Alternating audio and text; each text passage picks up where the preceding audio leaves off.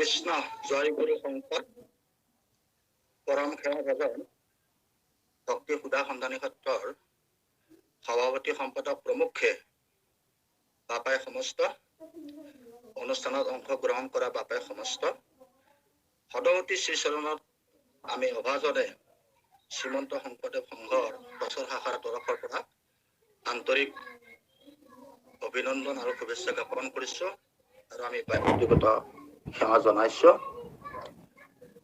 আজি আসলতে আমাৰ এটা গুৰুত্বপূৰ্ণ কাৰ্যসূচীৰ কাৰণে আমি সময়ত দেৰিছে, আকৌ আমি 8 বজাত ওলাব লাগিব। আপোনালোকে গম পায় যে আমাৰ শ্ৰীমন্ত শংকৰদেৱ সংঘৰ পৰম সন্মানীয় পদাধিকাৰ শ্ৰীযুত ভৱেন্দ্ৰনাথ ডেকা বাবুৰ আজি উপজা দিন, গতিকে আমি আন এখন মিটিঙত বিষয়ববীয়াসকল জড়িত হ'ম। গতিকে আমি সমস্ত জনৰ শ্ৰীচৰণত সেৱা জনাইছো আৰু প্ৰথমতে কৈছো যে আমি অধম মূৰ্খ মতি আমি প্ৰচেষ্টা এটাহে কৰিম, বিষয় বৰ গধুৰ, তথাপিতো ঈশ্বৰে যি মতি দিয়ে তাকে আমি আমাৰ শ্ৰীমুখেৰে ব্যক্ত হ'ব বুলি আশা কৰি পোনপ্ৰথমে মহাপুৰুষজনাক এভাগি সেৱা নিবেদন কৰিছো। শ্ৰীমন্ত শংকৰ হৰি ভকতৰ জানা যেন কল্পতৰু তাহান্ত বিনাই নাই নাই নাই আমাৰ পৰম গুৰু আমাৰ পৰম গুৰু কৃষ্ণ। এই বাপাই সমস্ত আমি সমস্তজনে জানো যে মহাপুৰুষ গুৰুজনাক সম্পূৰ্ণৰূপে শুদ্ধৰূপে জানিছিল একমাত্ৰ মহাপুৰুষ শ্ৰী শ্ৰী মাধৱদেৱে, আৰু জানিয়ে ক্ষান্ত নাথাকি তেখেতক জগতবাসীৰ ওচৰত দাঙি ধৰিছে। আমি তাৰ উমান পাওঁ, তাৰ নাম ঘোষা আৰু কালজয়ী গুৰু বন্দনা। জয় গুৰু শংকৰ সৰ্বগুণা কৰ যাকৰি নাহে কেউ পাম তোমাৰি চৰণ কৰে ৰেণুকতি পাহাৰে কৰিব প্ৰণাম বুলি আৰম্ভ কৰিছে। তাত শংকৰদেৱৰ মহাপুৰুষ শ্ৰীমন্ত শংকৰদেৱৰ গুণ গৰিমা, শাৰীৰিক অৱয়ব, তাৰ কৃতি একো বাকী সমস্তখিনি যেন হাতী মাৰি বুৰুকত ভৰাই থৈছে। আৰু তেখেতেই চূড়ান্তভাৱে ঘোষণা কৰিছে যে শংকৰেহে শুদ্ধমত ঈশ্বৰ ভক্তিৰ তত্ত্ব প্ৰচাৰিলা শাস্ত্ৰসাৰ জানি তাহাংক নাজানি মোৰে জীৱিকাৰ অৰ্থ ফুৰে আপোনাৰ মহত্ব প্ৰসাদ। এই কথাটোলৈ যাবলৈ শংকৰৰ শুদ্ধ মত বুজিবলৈ যাওঁতে আমি অকমান আগলৈ যাব লাগিব। প্ৰথম আমি সনাতন ধৰ্মৰ অকমান ইতিহাস, সনাতন ধৰ্ম এটা বিশাল ইতিহাস আছে, তাৰ অকমান ইতিহাস আমি জুকিয়াই চাব লাগিব। আমি যদি জুকিয়াই চাওঁ, আচলতে শাস্ত্ৰই কৈছে যে সৃষ্টিৰ পাতনিৰ পৰা সনাতন ধৰ্ম আছে, যদিও ইয়াক আজিকালি হিন্দু ধৰ্ম বুলি কয়, শাস্ত্ৰই কিন্তু সনাতন ধৰ্ম বুলিয়ে কৈছে। পণ্ডিতসকলে কোৱা মতে হিন্দু সভ্যতাৰ পৰা হিন্দু শব্দটোৱে সলনি কৰি হিন্দু হ'ল, হিন্দু জাতি হ'ল, আৰু জাতিটোৱে পালন কৰাৰ নামটো ধৰ্মটো হিন্দু ধৰ্ম বুলি কয়। আজিকালি সনাতন ধৰ্ম বুলি ক'লে বহুতে বুজি নাপায়, কিন্তু আচলতে আমাৰ ধৰ্মটো হ'ল সনাতন ধৰ্ম। এই সনাতন ধৰ্ম পণ্ডিতসকলে গৱেষণা কৰি এটা সিদ্ধান্ত লৈ আহিছে যে সনাতন ধৰ্মৰ বয়স প্ৰায় আনুমানিক 5000 বছৰ, অৰ্থাৎ খ্ৰীষ্টপূৰ্ব 3000 চন মানত বেদৰ মন্ত্ৰবোৰ গঠিত হয়। বিশ্বামিত্ৰ, বশিষ্ঠ, মৈত্ৰেয়, যাজ্ঞবল্ক্য, লোপামুদ্ৰা, গাৰ্গী, এইসকল আৰু মহামহন্তৰ মহা ঋষিয়ে বেদৰ মন্ত্ৰবিলাক ৰচনা কৰিছিল। আৰু এই মন্ত্ৰবোৰ বহুদিন মুখে মুখে চলি আহিছিলে, সেইকাৰণে ইজনে সিজনৰ পৰা শুনি মনত ৰাখিছিল কাৰণে ইয়াক শ্ৰুতি বুলিও কোৱা হয়। আৰু এই সময়খিনি অৰ্থাৎ খ্ৰীষ্টপূৰ্ব 3000 চনৰ পৰা খ্ৰীষ্টপূৰ্ব 1500 চনলৈ অৰ্থাৎ 1500 চনলৈ এইখিনি আদি বৌদ্ধিক যুগ বুলি কোৱা হয়। খ্ৰীষ্টপূৰ্ব 1500 চন মানৰ পৰা বেদে লিখিত ৰূপ পায় আৰু খ্ৰীষ্টপূৰ্ব 1500 চনৰ পৰা খ্ৰীষ্টপূৰ্ব 1000 চনলৈ এইখিনি বেদৰ এটা সুন্দৰ যুগ। কিন্তু খ্ৰীষ্টপূৰ্ব 1000 চনৰ পৰা খ্ৰীষ্টপূৰ্ব 543 চনলৈ এইখিনি কিন্তু বেদৰ বিকৃতিকৰণ হোৱা বুলি পণ্ডিতসকলে কয়। কাৰণ যি বেদৰ মন্ত্ৰ আইসকলে ৰচনা কৰিছিল সেই বেদৰ ওপৰত শ্ৰী ক্ষুদ্ৰৰ অধিকাৰ নাইকিয়া কৰিলে আৰু বেদক বিভ্ৰান্ত কৰিলে বুলি কৈছে। আমাৰ গুৰুজনে লিখিছে কি যে নিজ যাৰ যেন মেটি কৰে বেদক ব্যাখ্যান নিজ অৰ্থ ভকতিক তেজি বুজে আন। আচলতে বেদৰ গুপুত ৰহস্য নাৰায়ণ একেশ্বৰ, তাক ঋগ্বেদতে কোৱা হৈছে একম সৎ বিপ্ৰা বহুতা বদন্তি।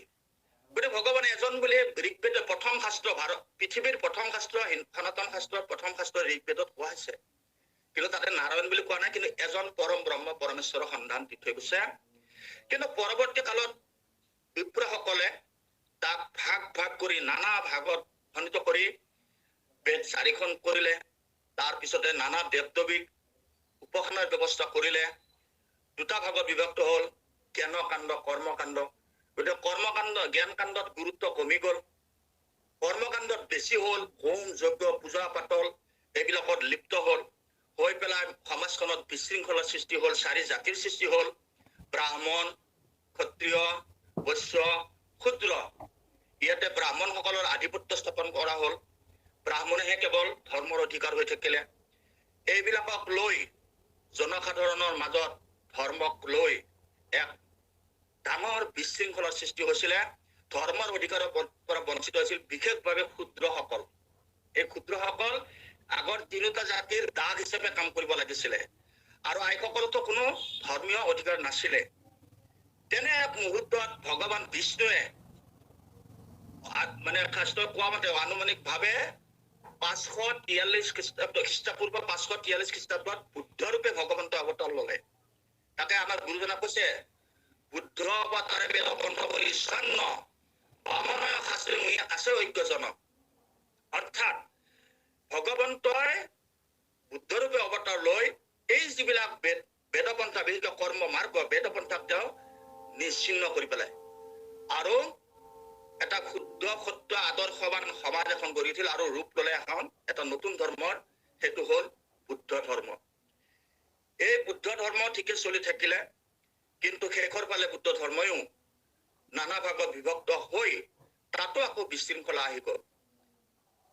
আনকি বামাচাৰী বুদ্ধসকলে কি অৱস্থালৈ গৈছিলে, আপোনালোকে যদি সৈয়দ আব্দুল মালিকৰ ধন্য নৰতনুভালখন পঢ়িছে বা আন আমাৰ শাস্ত্ৰ পঢ়িছে তেতিয়া বুজি পাব যে সেই সময়ত কি হৈছিলে।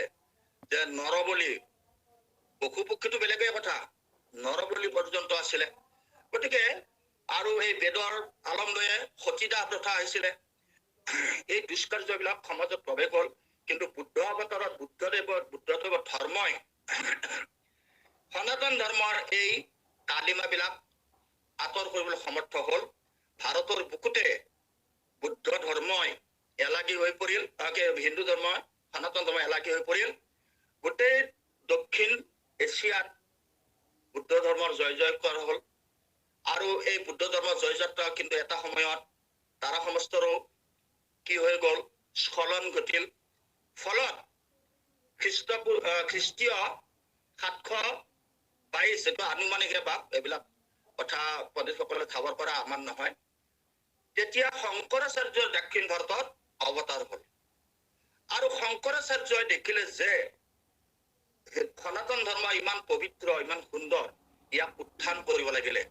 গতিকে তেওঁ পৃষ্ঠপোষকতা পৃষ্ঠপোষকতা লোভ কৰি কি কৰিলে সনাতন ধৰ্ম পুনৰ প্ৰতিষ্ঠাত লাগিলে আৰু তেওঁ আশ্ৰয় ললে বেদান্তৰ। বেদান্ত বুলি ক'লে কি হয় যে আচলতে গীতা, ব্ৰহ্মসূত্ৰ আৰু উপনিষদ এই ত্ৰয়ী তিনিবিধ শাস্ত্ৰই আচলতে বেদান্ত। বেদান্ত মানে হ'ল বেদ যুগান্ত বেদান্ত, বেদৰ শেষৰ ফলাফল। অৰ্থাৎ উপনিষদ শব্দটোৰ অৰ্থ হৈছে উপপূৰ্বক নিষদ, অৰ্থাৎ ভগৱন্তৰ ওচৰলৈ যাব পৰা ব্যৱস্থা যি শাস্ত্ৰই দিয়ে তাকে উপনিষদ বুলি কোৱা হয়। প্ৰাপ্ত তথ্য মতে 222খন উপনিষদ আছে যদিও তাৰে 11খন উপনিষদে আচলতে বৰ্তমান সমাজত সমাদৃত হৈছে। এই উপনিষদ আৰু গীতা আৰু ব্ৰহ্মসূত্ৰৰ এই ব্ৰহ্মসূত্ৰত শংকৰাচাৰ্যই সিদ্ধান্ত দিলে, তেওঁ অদ্বৈতবাদৰ পোষকতা কৰিলে। কি কৰিলে যে ব্ৰহ্মসত্য জগত মিথ্যা, এই সৰস্বৰ ব্ৰহ্মাণ্ডৰ এজনে অধিকাৰী আছে, তেওঁ ব্ৰহ্ম পৰমেশ্বৰ, আৰু সেই পৰম ব্ৰহ্ম পৰমেশ্বৰে আচলতে সঁচা, তেওঁ অতীততো আছিল, বৰ্তমানো আছে আৰু ভৱিষ্যতেও থাকিব। বাকী সৰস্বৰ ব্ৰহ্মাণ্ড আনকি আমি মানুহবিলাকো আমি মিছা। আৰু এই বেদান্তৰ আধাৰকে বেদান্তই কি কৰিলে 1200 শতিকালৈকে বেদান্তই আমাৰ সনাতন ধৰ্মক পুনৰ ভাৰতৰ বুকুত প্ৰতিষ্ঠা কৰিলে। 1200 শতিকাত প্ৰথমবাৰৰ বাবে ভক্তি আন্দোলনে ভাৰতৰ সেউজালি মেলিলে। দক্ষিণ ভাৰতৰ আলোৱাৰসকলে প্ৰথমতে ভক্তিৰ যিটো আন্দোলন সেইটো আৰম্ভ কৰিলে, আৰু পশ্চিম ভাৰতত জ্ঞানদেৱে কৃষ্ণ ভক্তিৰ অমৃত ৰাস বিয়পাই দিলে। আৰু তেনেধৰণে একে সময়তে আকৌ 1200 খ্ৰীষ্টাব্দত মোগলসকল আহিছিলে, তাৰ পৰৱৰ্তী সময়ত ইংৰাজ আহিলে। গতিকে আহি এনেকুৱা এটা অৱস্থা হৈ গ'ল যে বহুত লোক, হিন্দু ধৰ্মৰ বহুত লোক, যিসকল বিশেষকৈ নিজ জাতিৰ, যিসকলক অস্পৃশ্য বুলি গণ্য কৰা হৈছিল, তেওঁলোকে শুদ্ধ সত্য খ্ৰীষ্টান আৰু ইছলাম ধৰ্মলৈ ৰূপান্তৰ হ'ব ধৰিলে তলে তলে। আৰু তাকে দেখি এচাম ভগৱন্তৰে কৃপা, এচাম মহাপুৰুষক ভগৱন্তই পঠালে। অসমত মহাপুৰুষ শ্ৰীমন্ত শংকৰদেৱ মাধৱদেৱ, বংগত চৈতন্যদেৱ, উত্তৰ ভাৰতত গোস্বামী তুলসীদাস, গুৰু নানক দেৱ, কবিৰ দেৱ, নানক ৰামানন্দ, এনেধৰণে ভক্তি আন্দোলনৰ পুৰোধাসকলে সমাজখনত সংস্কাৰ আনিলে। ভক্তি আন্দোলনৰ অৰ্থটো হ'ল কি বিষ্ণুৰ উপাসনা। এই বিষ্ণুৰ উপাসনাৰ ব্যৱস্থাটো গোটেই ভাৰতত প্ৰৱৰ্তন হ'ল। আৰু ইয়াত বিষ্ণু বৈষ্ণৱসকলৰ বিষ্ণু উপাসনাৰ ডাঙৰ তত্ত্বটো আছিলে কি, তেওঁলোকে বুজি পাইছিলে যে সমাজত যদি শ্ৰেণী বিভাজন থাকে, উচ্চ নিচ থাকে, ভেদ ভাৱ থাকে, তেতিয়াহ'লে সনাতন ধৰ্ম বৰ্তি নাথাকিব। সেইকাৰণে কি কৰিলে, হৰি ভক্তি ৰাজধৰ্ম বুলি ঘোষণা কৰিলে। প্ৰতিজন আমাৰ বৈষ্ণৱ গুৰুৱে জাতিহীন শ্ৰেণীহীন এখন সমাজ প্ৰতিষ্ঠা কৰিলে, সকলোকে সমান অধিকাৰ দিলে, আৰু সকলোৰে উদ্দেশ্য এটা যে শ্ৰৱণ কীৰ্তনকে গুৰুত্ব দিলে। যদিও ভক্তি নৱবিধ, তথাপিতো শ্ৰৱণ কীৰ্তনকে গুৰুত্ব দিলে। গতিকে এইখিনিৰে আমি ইতিহাস সামৰি আমি এতিয়া আহিছো যে কি পৰিস্থিতিত মহাপুৰুষ শ্ৰীমন্ত শংকৰদেৱে ক'ব লগা হ'ল যে শংকৰেহে শুদ্ধ মত। এইটো আমি অনুধাৱন কৰিব লাগিলে প্ৰথমতে আমি ভাৰতবৰ্ষৰ আমি যে উল্লেখ কৰিলো এই গুৰুসকলৰ, ধৰ্মগুৰুসকলৰ ধৰ্ম দৰ্শনত অলপ আলোকপাত কৰিব লাগিব। আমি যদি চাওঁ গুৰু নানক, তেখেতে যি ধৰ্ম পঢ়িলে, তেখেতে হিন্দু শাস্ত্ৰ আৰু ইছলামৰ শাস্ত্ৰ, বিশেষকৈ হিন্দুৰ সমস্ত শাস্ত্ৰ আৰু ইছলামৰ কোৰাণ আদিৰ পৰা তেখেতে সাৰ বস্তু লৈ যি ধৰ্মশাস্ত্ৰ ৰচনা কৰিলে, আৰু সেই ধৰ্মশাস্ত্ৰৰ আধাৰত তেখেতে নিজকে সনাতন ধৰ্মত বান্ধি নাৰাখিলে। গতিকে তেখেতে এটা পৃথক ধৰ্ম কৰিলেও কিন্তু এইটো ভক্তি আন্দোলনৰে এজন পুৰুষ বুলি তেখেতকো গণ্য কৰা হয়। আজি শিখ ধৰ্ম সুপ্ৰতিষ্ঠিত পৃথিৱীত এটা সুন্দৰ নেপাল গুৰু নানক দেৱৰ লগত খান্দিত ঘটিছিলে, ভাৱৰ আদান প্ৰদান হৈছিলে বুলি গুৰু চৰিতসমূহে কয়।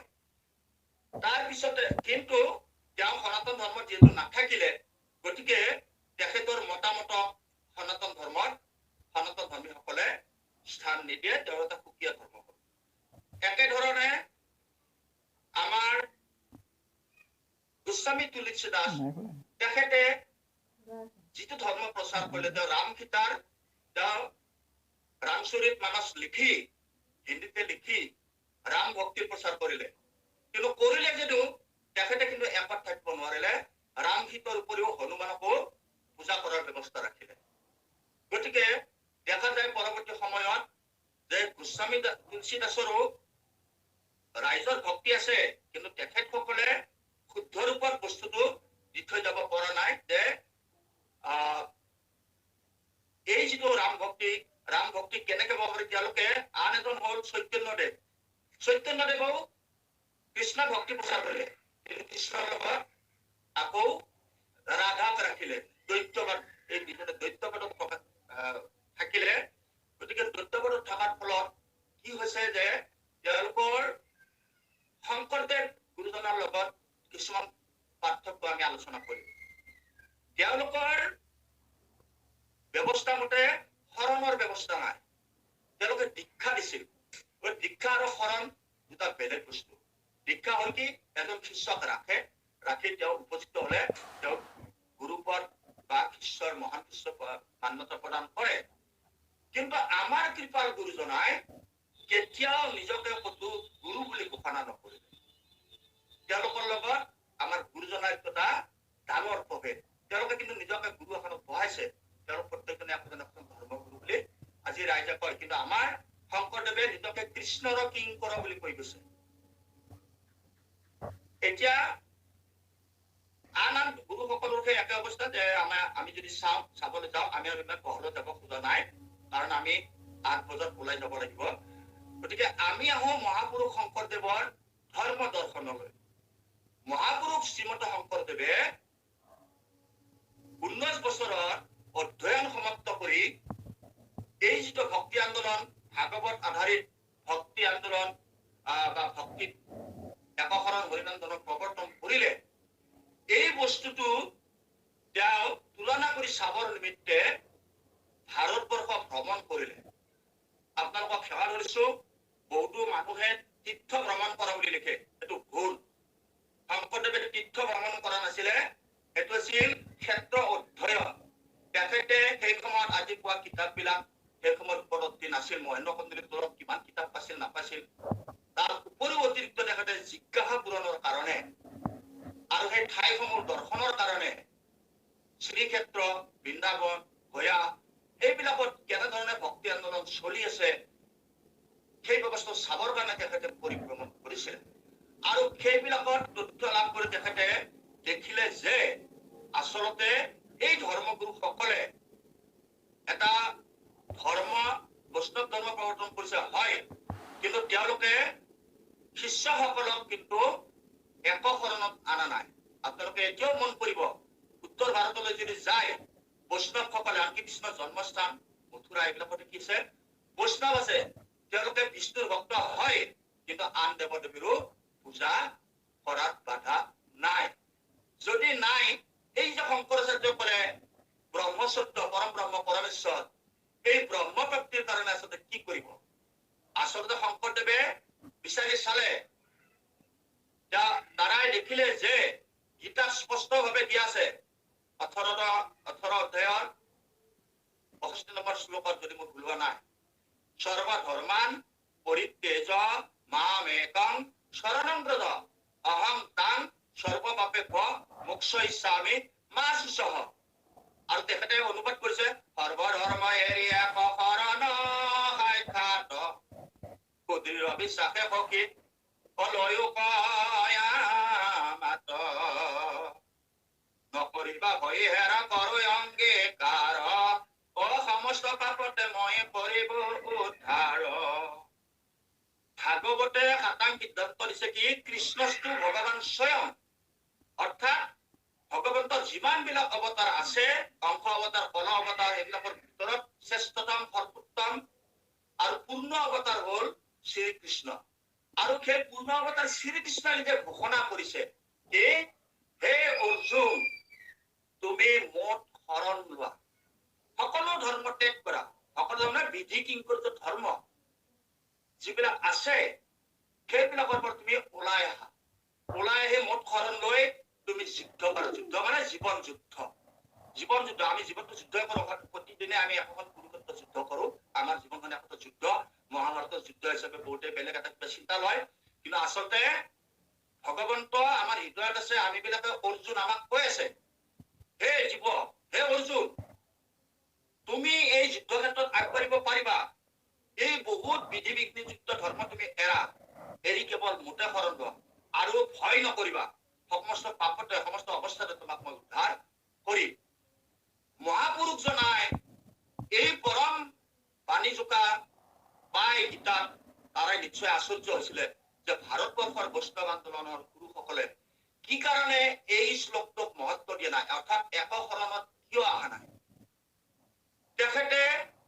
তেখেতসকলৰ লগত সামঞ্জস্য নাৰাখি কেইটামান সিদ্ধান্ত ললে তেখেতে বা তাৰাই সিদ্ধান্ত ললে যে শংকৰাচাৰ্যৰ যি ব্ৰহ্মসূত্ৰ জগত মিথ্যা ইয়াৰ অৰ্থ তেওঁ গ্ৰহণ কৰিছে যে ব্ৰহ্মসূত্ৰ ব্ৰহ্মই সত্য কিন্তু তেওঁ মিছা বুলি কোৱা নাই অস্থায়ী বুলি কৈছে বাকীবিলাক অস্থায়ী আমিবিলাক অস্থায়ী আৰু শংকৰাচাৰ্যৰ কৈছিলে যে অদ্বৈতবাদ একম এব অদ্বিতীয়ম আৰু শংকৰদেৱ সেইটোৱে কৈছে এক দেৱ এক সেৱ এক বিনে নাহি কেৱ এইজন এতিয়া মানুহে ভাৰতৰ মানুহে শংকৰাচাৰ্যক মানে শংকৰাচাৰ্যক জগতগুৰু বুলি কয় কিন্তু এতিয়াও ভাৰতৰ মানুহে শংকৰাচাৰ্যৰ এই মহাতত্ব পৰম ব্ৰহ্মৰ যি সন্ধান ব্ৰহ্মপুত্ৰৰ যি সন্ধান উপনিষদৰ যি তত্ত্ব গীতাৰ যি তত্ত্ব ভাৰতবাসীৰ মাজত ধৰ্মগুৰুসকলে বিদায় দিব পৰা নাই এতিয়াও ভাৰতবাসী যদিও ভক্তি ধৰ্ম সৰ্বাধিক বুলি কোৱা হয় এতিয়াও কিন্তু এক ঈশ্বৰবাদী হোৱা নাই আৰু নোহোৱা কাৰণে কি হৈছে প্ৰতিটো ভক্তি পৰিয়ালতে আকৌ একোটা বাদানুবাদ আছে কোনোবা অদ্বৈতবাদী কোনোবা দ্বৈতবাদী কোনোবা বিশিষ্ট তত্ত্ববাদী কোনোবা দ্বৈত অদ্বৈতবাদী সাধাৰণ মানুহে এইবিলাক বুজি নাপায় গতিকে মহাপুৰুষ গুৰুজনাই সেই বাদৰ পৰা ওলাই আহিল তেখেতে কোনো বাদ সৃষ্টি নকৰিলে তেখেতে কি কৰিলে এক শৰণ হৰিনামৰ ধৰ্ম ৰাজা কৰোবৰ কাষ বুলি মাধৱদেৱে কৈছে যে গুৰুদেৱে এক শৰণ হৰিনাম ধৰ্ম এক শৰণ একত শৰণ আপোনালোকে জানে আপোনালোক গোটেইখিনি আমাৰ শংকৰদেৱ সংঘৰ সংগীত এক শৰণ তত্ত্ব জানে আচলতে কি এক শৰণ মানে কি সমূহভাৱে আমি বেছি দীঘলীয়া ব্যাখ্যা কৰিব বিচৰা নাই সমূহভাৱে এইটোৱে এক শৰণ তত্ত্ব কি যে পৰম ব্ৰহ্ম পৰমেশ্বৰৰ ওচৰলৈ যাবলৈ যিটো প্ৰস্তুতি সেইটোৱে হল শৰণ অৰ্থাৎ যেনেকৈ ইউনিভাৰ্চিটি পাব লাগিলে এখন পাঠশালা স্কুলত নাম লিখিব লাগিব ঠিক তেনেকে শৰণ গ্ৰহণ কৰিলে গুৰুদেৱ নাম বা 4 বস্তু শৰণ গ্ৰহণ কৰিলেহে জীৱই কি কৰিব পাৰিব জীৱই পৰম গতি পাব পাৰিব এই পৰম গতি তত্ত্বটো ভাৰতৰ বৈষ্ণৱ গুৰুসকলে ভাৰতবাসীক দিব পৰা নাই আমাৰ দুটা শৰীৰ এটা হল বৃহৎ শৰীৰ আৰু এটা স্থূল শৰীৰ সূক্ষ্ম শৰীৰ এই বৃহৎ শৰীৰটো মৃত্যুৰ বেলা আমি ত্যাগ কৰি আমাৰ কি হম আমি লিংগ শৰীৰ বা সূক্ষ্ম শৰীৰত প্ৰৱেশ কৰিম আৰু সেই লিংগ শৰীৰটো কিহেৰে গঠিত যে লিংগ শৰীৰটো সমস্ত আমাৰ 24 তত্ত্ব ক'ত প্ৰৱেশ কৰিব মনত প্ৰৱেশ কৰিব আৰু মনে অৱয়ব ক'ত প্ৰৱেশ কৰিব প্ৰাণত প্ৰৱেশ কৰিব আৰু প্ৰাণ এই তিনিটাক লৈ পেলাই আমাৰ লিংগ দেহা লিংগ শৰীৰটো প্ৰতিষ্ঠিত হয় বুলি কৈছে যিটো অজামিল উপাখ্যানত আমি পাওঁ অজামিলক যে শাস্তি দিছিলে এই বিৰাট শৰীৰটোত নহয় তেওঁৰ লিংগ শৰীৰত কাৰণ জীৱ বাজ কৰি ব্ৰাহ্মণক ধৰি জীৱ বাজ কৰি জীৱটো যদি বাস কৰিছে তেতিয়া তেওঁৰ সেইটো শৰীৰক মাৰা নাই অজামিলৰ লিংগ শৰীৰটো সূক্ষ্ম শৰীৰক শাস্তি দিছে গতিকে যেতিয়ালৈকে জীৱ সূক্ষ্ম শৰীৰত বন্দী হৈ থাকিব তেওঁ পুনৰ জন্ম পাব সেইটোৱে হল কথা আৰু যদি লিংগ শৰীৰ ভংগ হয় তেতিয়াহলে জীৱই কি কৰিব পুনৰ জন্ম এৰাই মুকুতি লাভ কৰিব পঞ্চপ্ৰকাৰৰ যি মুকুতি তাকে মাধৱ পুৰুষে কৈছে এ ভাৱ ক ভাই ভজ ভগৱন্ত ভক্তি ভাৱে অ ভগৱন্ত ভজি গতি পৰম গতি পাৱে এই পৰম গতিটোৱে হ'ল কি যে লিংগ শৰীৰৰ পৰাও আমি কি হ'ব লাগিব বিচ্ছেদ হ'ব লাগিব যেতিয়া পৰম গতি অৰ্থাৎ ভগৱন্তৰ ৰাজ্যত আমি ঠাই পাম এই যিখিনি তত্ত্ব শংকৰদেৱে অকল নিগম শাস্ত্ৰই পঢ়া নাই শংকৰদেৱে ভাৰতবৰ্ষৰ যিমান শাস্ত্ৰ আছে সকলো শাস্ত্ৰ পঢ়ি তেখেতে এটা ডাঙৰ কম্পিউটাৰ আজিৰ যুগৰ এটা ডাঙৰ কম্পিউটাৰ সেই কম্পিউটাৰৰ গোটেইখিনি ভৰাই তেখেতে কি কৰিছে সকলোবিলাক চালি জাৰি চাই আনিছে আৰু ভকতসকলক নীতি নিৰ্দেশনা দি থৈ গৈছে ভাগৱতৰ দ্বিতীয় স্কন্ধত তেখেতে তাৰা এটা শ্লোগান দিছে আনদে বিদেও নকৰিবা কেও নখাইবা প্ৰকাৰৰ তাৰ মূৰ্তি কোন আছে বা গৃহ নপঢ়িবা ভক্তি হইব বিবিচাৰ এই তত্ত্বটো তেওঁ কিন্তু পদ্ম পুৰাণ আৰু নাৰদৰ পঞ্চতন্ত্ৰৰ পৰা আনিছে যে ভাগৱতত নাথাকা বস্তু এটা ভাগৱতত তেওঁ সংযুক্ত কৰিছে কি কাৰণে এই কাৰণে যে পৰম ব্ৰহ্ম পাব লাগিলে ভগৱন্তৰ ওচৰ পাব লাগিলে এই জীৱনটো আমাৰ জীৱন নহয় আজি কি কালি আমি পৰি যাম গতিকে ভগৱন্তৰ ওচৰত যাব লাগিব গতিকে ভগৱন্তৰ ওচৰত যাব লাগিলে ভগৱন্তৰ লগত পৰিচয় হ'ব লাগিব এই কাৰণে গুৰুজনাই কি কৰিলে যাতে নেকি একশৰণ ভ্ৰষ্ট নহয় এই কথা কিন্তু আমাৰ প্ৰচাৰকসকল আছে আমি প্ৰচাৰকসকল আৰু ভাগৱত ব্যাখ্যাকাৰসকলক কওঁ আজিকালি সময় জটিল এই কথা কি জটিলতে গাব নালাগে তেওঁলোকে বেয়া পায় আমি যিসকলে বুজিব ভক্তি আহিব বেবিচাৰ আমি যিসকলে ভকত হৈছো আমাৰ ভকতিটো বেছি বেবিচাৰ হ'ব বাকী সমাজত গালে তেওঁলোকে আমাক অলপ ঠাট্টা উপদ্ৰৱ কৰে কিন্তু আমি কিন্তু এইটো সাৱধান হ'ব লাগিব যে মহাপুৰুষ গুৰুজনা যে শুদ্ধ মত এই শুদ্ধ মত তাৰা নিজা নহয় শংকৰাচাৰ্যৰ পৰা আনিছে শংকৰাচাৰ্য আজি কি পৃথিৱীয়ে জানে ভাৰতবৰ্ষে মানে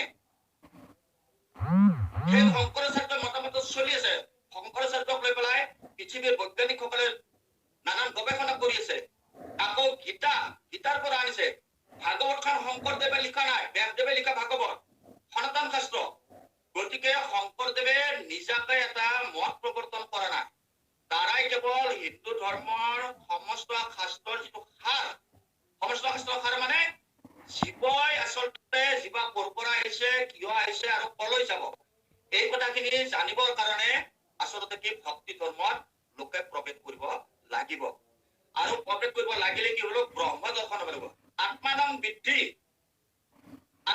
বেদক কৈছে যে তুমি নিজক জানি লোৱা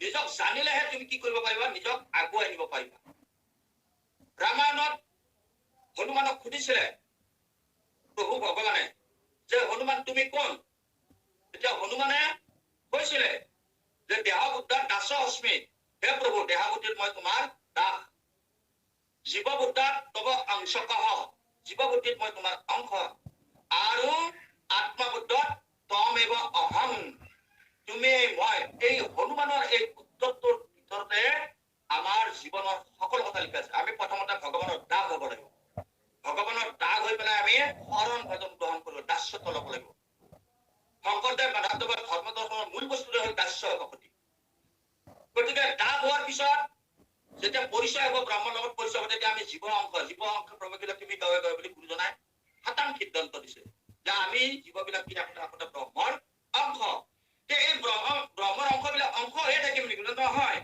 তেওঁক যেতিয়া আমি চিনিব পাৰিম শৰণ আৰু ভজনৰ জৰিয়তে তেওঁ চিনিব পাৰিম শৰণৰ পিছত ভজন আছে শৰণটো হ'ল নাম ৰেজিষ্টাৰ নাম ভৰ্তি ভজনত ভগৱন্তৰ লগত লীলা আলাপ ভজনত ভগৱন্তৰ লগত সম্পূৰ্ণ বিলীন হ'ব পৰা ব্যৱস্থা গুৰুজনাই দিছে এনে ব্যৱস্থা কোনো পৃথিৱীৰ কোনো গুৰুৱে দিয়া নহয় আমাৰ বাকী গুৰুৱে কিবা দিছে সত্যেন্দ্ৰদেৱক 16 নাম দিছে কিন্তু তাৰ শৰণ ভজন ব্যৱস্থা নাই ইমান সুন্দৰ শৰণ আৰু ভজনৰ ব্যৱস্থা আপোনালোক প্ৰতিজন ভজনীয় আপোনালোকে জানে ভজন কি অমৃতময় ভজনত যেতিয়া বহে তেতিয়া জীৱই নিজে গম নাপায় যে ক'ত থাকে এই বস্তু পৃথিৱীৰ কোনো গুৰুৱে দিব পৰা নাই যিটো একমাত্ৰ শংকৰদেৱে দিছে সেইকাৰণে মহাপুৰুষ মাধৱদেৱে কৈছে শংকৰেহে শুদ্ধ মত এতিয়া আমি ভাৰতবৰ্ষৰ আন গুৰুসকলৰ পৰা গুচি আহো আমি যদি আমাৰ প্ৰান্তত চাওঁ অসম প্ৰান্তত কাৰণ মাধৱদেৱে কি দৃষ্টিভংগীৰে কথাখিনি লিখিলে বুজা খুব টান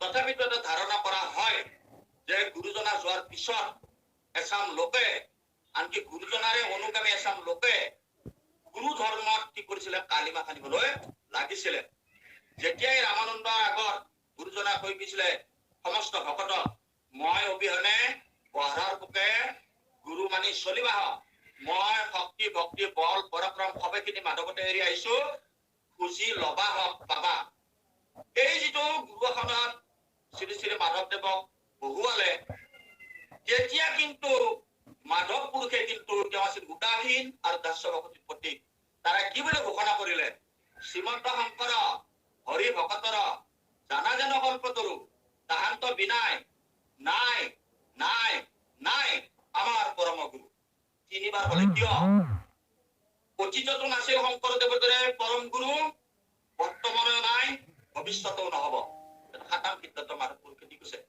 এই মাধৱ পুৰুষে যেতিয়া গুৰু পৰা দায়িত্ব পালে তেতিয়া নাম নললেও অলপ অসুবিধা হয় নলও অপৰাধ নধৰিব দামোদৰ দেৱ বৰ অসন্তুষ্ট হৈ গল তেখেতৰ এটা অভিমান আছিল জাতিৰ অভিমান যে মই ব্ৰাহ্মণ নাৰদ মাধৱ সূত্ৰ তেওঁ যে গুৰু হব পাৰে মই কিয় নোৱাৰো গতিকে তেওঁ ফালৰি কাটি লৈ গল কিন্তু ফালৰি কাটি নিলে কি হব পৰম কৃপা কৰি গুৰুজনাই তেওঁক শিষ্যত্ব দিছিল কিন্তু তেওঁ আছিল নিৰক্ষৰ গতিকে সেই নিৰক্ষৰ ব্যক্তি এজনে কোনো ধৰণৰ শাস্ত্ৰ লিখিব পৰা নাই নিলিখিলেও কিন্তু তেওঁৰ অনুগামী কিছুমানে শাস্ত্ৰ লিখিলে আৰু যিসকলে গুৰু ধৰ্মৰ পৰিপন্থী কামত লিপ্ত আছিল সেইসকলক মাধৱদেৱে গুৰু আসনত নহলেও গুৰু ধৰ্ম নিয়ন্ত্ৰণ কৰিছিলে সেইসকলক মাধৱদেৱে গুৰু ধৰ্মৰ পৰা অপসাৰিত কৰিছিলে কিন্তু সেইসকলক আকৌ দামোদৰ দেৱে স্থান দিছিলে গতিকে দামোদৰ দেৱৰ কিছু শিষ্যই কিন্তু শিষ্য প্ৰশিষ্যই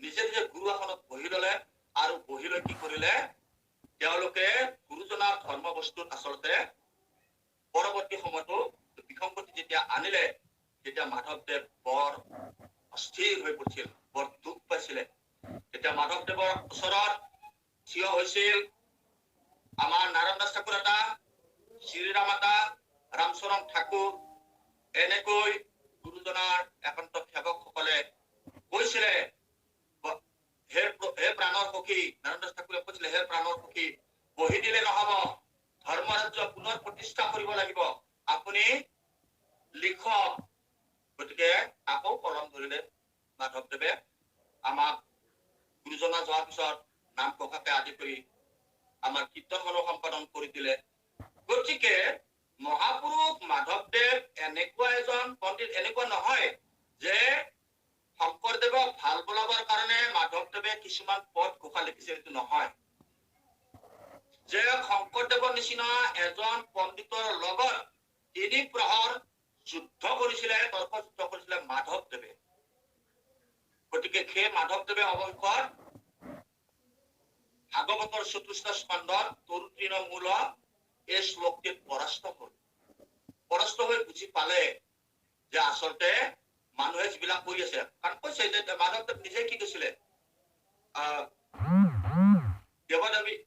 দেৱদেৱী দেৱালয়ত গৈছিলে তাত বলি বিধান হৈছিলে এইবিলাক দেখিছে যে এইবিলাক ধৰ্মৰ নামত আচলতে অপসংস্কৃতি চলি আছে এইবিলাক ধৰ্ম বস্তু নহয় আকৌ জাত পাত উচ্চ নিজ ভেদভাৱ এইবিলাকো সমাজখনক কুঁৱলীয়া ডাবৰে ধৰিছে গতিকে এজন শিক্ষিত লোক পূৰ্ণ শিক্ষিত লোক তেখেতে সমস্তখিনি বুজি পালে আৰু ইয়াতো নিশ্চয় গুৰুজনৰ কিবা এটা কোৱা মতে গুৰুজনাই নিজে কৈ গৈছে যে মাধৱদেৱে এদিন কৈছিলে যে বা আপোনাৰ তিনিজন সন্তানৰ পুত্ৰৰ লগত এই অধমকো এজন পুত্ৰ হিচাপে ল'ব নোৱাৰেনে তেতিয়া মহাপুৰুষ শংকৰদেৱে বুকুত সাৱটি ধৰি কৈছিলে হে মাধৱ তুমি বহুত তললৈ গলা কিয় বোলে তুমি মোৰ পুত্ৰৰ শাৰীত নাই তুমি মোৰ প্ৰাণৰ বান্ধৱ তুমি মোৰ অভেদ আত্মা তুমিয়েই ময়েই তুমি গতিকে শংকৰদেৱে এই স্বীকৃতি দি থৈ গৈছে গতিকে মাধৱদেৱ আৰু শংকৰদেৱতো বহুত শিষ্য আছিলে 120 জন শিষ্য আঁতৰি আছিলে পুৰুষা ব্যক্তি আছিলে সেইসকলৰ মাজৰ পৰা একমাত্ৰ মাধৱদেৱকে সৰ্ব ভৰসা কৰিছিল মানে কি যে মাধৱত সমস্তখিনি গুণ শংকৰদেৱে বিচৰা সমস্তখিনি গুণ দেখা পাইছিলে আৰু সেই কথা আমি নিজেও পাওঁ যিসমূহ শাস্ত্ৰ লিখিছে মাধৱদেৱে আনকি ভক্তি ৰত্নাৱলী বিষ্ণুপুৰী ভক্তি ৰত্নাৱলী ইমান প্ৰাঞ্জল ভাষাত ইমান মধুৰ ভাষাত তেখেতে অনুবাদ কৰিছে নাম মালিকা কিমান সুন্দৰকৈ কৰিছে, বৰগীত কিমান সুন্দৰকৈ কৰিছে, ঝুমুৰা কিমান সুন্দৰকৈ কৰিছে, তুলনা নাই, তেওঁৰ পাণ্ডিত্যত তুলনা নাই। গহীন গহীন শাস্ত্ৰ তেওঁ অনুবাদ কৰি গৈছে। ৰামায়ণৰ কি কৰিছে তেখেতে, আদিকাণ্ড অনুবাদ কৰি গৈছে। তেখেত সৰু সুৰা পণ্ডিত নাছিল। ব্যাসদেৱে লিখা, বাল্মীকিদেৱে লিখা সেই কঠিন সংস্কৃত কলিৰ এজন লোকে অনুবাদ কৰি থৈ যোৱা তেওঁ মাধৱ কেঁচা মানুহ নাছিলে। বহুতে ক'ব পাৰে যে তেওঁ ভক্ত আছিল কাৰণে লিখিছে, আচলতে নহয়। নিৰপেক্ষ দৃষ্টিৰে চাবলৈ গ'লে আমি এইখিনি এনালিচিছ কৰিছো যে আচলতে সমাজখনত সেই সময়ত কি হৈছিলে যে এছাম লোকে ধৰ্মটোকে বৃত্তি হিচাপে লৈ গুৰুগিৰি কৰি কৰিছিলে। সেইটো আমি আজিও দেখিছো, আপোনালোকে দেখা পায় যে এনেকুৱা কিছুমান লোক আছে শংকৰ মাধৱৰ বস্তুখিনি লৈ পেলাই নিজকে গুৰু বনাই আছে, আজিও আছে। গতিকে সেই দৃশ্যবিলাক দেখি কি কৰিছিলে, নালাগে নাজানে শাস্ত্ৰ নহয়, যেহি আহে তাকে হয়, মানে গালিও পাৰিছে, নিন্দাও কৰিছে। গতিকে মহাপুৰুষ শ্ৰী শ্ৰী মাধৱদেৱে গোটেই সনাতন শাস্ত্ৰ অধ্যয়ন কৰি পাইছিলে যে সনাতন শাস্ত্ৰৰ যিটো ভেটি একশৰণ তত্ত্ব, একশৰণ হৰিয়ান ধৰ্মৰ যি বীজ শংকৰদেৱে ৰোপণ কৰিছে, এইটোত পৰা আৰু শুদ্ধ বস্তু দ্বিতীয় নাই। তাৰ উপৰিও যে তাৰাই যিটো ব্যৱস্থা কৰি দিছে শৰণ আৰু ভজন, এইটো গোটেই ভাৰতত দুৰ্লভ। ভাৰত বুলি নহয়, পৃথিৱীটো দুৰ্লভ। ইছলামতো এনেকুৱা শৰণৰ ব্যৱস্থা নাই। ইছলামীকৰণ আছে, খ্ৰীষ্টানতো ব্যক্তিজন আছে, জাষ্ট কনভাৰ্ট কৰি দিয়ে সেইবিলাক পৰা। কিন্তু শৰণ আৰু ভজনৰ জৰিয়তে মহাপুৰুষ শ্ৰীমন্ত শংকৰদেৱে জীৱন কালতে মুকুত হব পৰা, অৰ্থাৎ জীৱন কালতে ঈশ্বৰক পাব পৰা ব্যৱস্থা কৰি দিছে। যিটো গুৰু চৰিত্ৰ সৰ্বজয় আতৈৰ দৰে আতৈসকলে জীৱন মুক্ত আছিলে, তেওঁলোক জীৱন কালতে মুক্তি লাভ কৰি গৈছে। সৰ্বজয় আতৈ নাম আনন্দত কি কৰিলে, সৰ্বজয় আতৈ যেতিয়া এদিন নাম হৈছিলে, নামৰ মাজতে এনেকুৱা নামৰ ধ্বনি হল, তেওঁ নিয়ন্ত্ৰণ কৰিব নোৱাৰি গৈ গৈ তাত জুই আছিলে, একোৰে ডাঙৰ জুই ধৰি আছিলে, সেই জুইটোৱে সোমাই গৈ কি হল যে তেওঁৰ ছাল সকলে গোটেই বিশ্ব চেজ হৈ গল। আনি অংগে হাতেৰে মন্থন কৰিছিলে, পিছদিনাই কিন্তু সৰ্বজয় আতৈ কি হল, শুদ্ধ হৈছিল। অকল গুৰুজনাৰ কৃপাই নহয়, সৰ্বজয় আতৈ জীৱন মুক্ত আছিল, শ্ৰীৰাম মাতা জীৱন মুক্ত আছিল, নাৰায়ণ দাস ঠাকুৰ জীৱন মুক্ত আছিল। এইবিলাক আচলতে কি আমাৰ দৰে বাসনত বন্দী হৈ থকা নাই। গতিকে যিসকলে বাসনত বন্দী হৈ থাকিব বিচাৰে, কেৱল পৰম ব্ৰহ্ম পৰমেশ্বৰ ঈশ্বৰ বিষ্ণু কৃষ্ণ পাব বিচাৰে, সেই সকলৰ কাৰণে শংকৰদেৱে যি দি থৈ গৈছে আনে কোনো দিব পৰা নাই। আৰু সেই পৰম বিশিষ্ট বস্তু কেৱল একমাত্ৰ শংকৰদেৱে দিছে। সেইকাৰণেহে মাধৱ পুৰুষে কৈছে, শংকৰেহে শুদ্ধ মত ঈশ্বৰৰ ভক্তিৰ তত্ত্ব প্ৰচাৰিলা শাস্ত্ৰকাৰ জানি, ইহাকো নজানি মোৰে জীৱিকাৰ অৰ্থবোৰে আপোনাৰ মহত্ব বখানি। এই ধৰণে তেখেতে কথাখিনি কৈ গৈছে যে সমস্ত আমি আন এখন সভাত উপস্থিত থাকিবলৈ সভাখন চলি আছে। গতিকে আমি নাজানো কি কলো কি নকলো, আমাৰ অনেক অপৰাধ হব পাৰে, অনেক ভুল ক্ৰুটি হব পাৰে। আমি অতি নিৰ্ঘিন, অতি মূৰ্খমতী।